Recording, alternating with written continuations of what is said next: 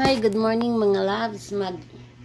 Mag-exercise ako ng kaunti mga loves kasi kanang bago maglalaba. Maglalaba kasi ako mga loves. Yan lang mga loves. Kanang ano lang ng hips. Ana-ana lang mga loves.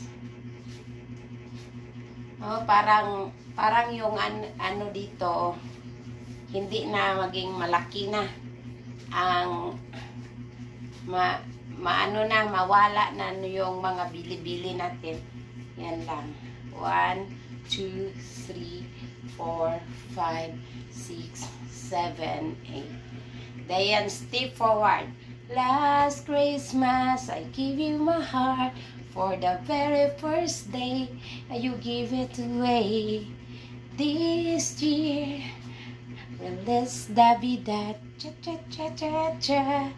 Release the vida, cha cha cha cha cha. Release the vida from the bottom of my heart. Your heart, from the bottom of my heart. I wanna wish you a Merry Christmas. I wanna wish you a Merry Christmas. I wanna wish you a Merry Christmas from the bottom of my heart. Yan lang mga loves, na exercise pa yung tinig natin at saka yung body natin. Baka mawawala na tong bilbil na ito. At saka even we are 50, makamit natin yung yung body na hindi masyadong mataba, no? Kasi nagre-research ako mga loves. Sabi nanood ako ng isang doktor, ang sikreto pag tumataas ang buhay ng tao, parang kanang mga taong payat.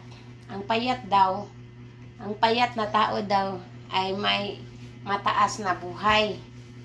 Paano pumapayat? Konting kainin at saka doing exercise. How many steps every day?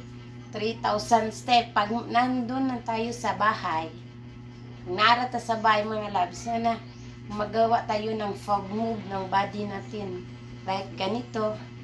Parang ma-enjoy natin, sabayan natin ng kanta para ma-exercise yung boses natin, hindi lang sa tinig natin at saka boses natin. Yan ang small tips ko mga loves. Gamay lang nga tips para ma-exercise ang body before doing our daily kanang works. Thank you for watching and God bless us all.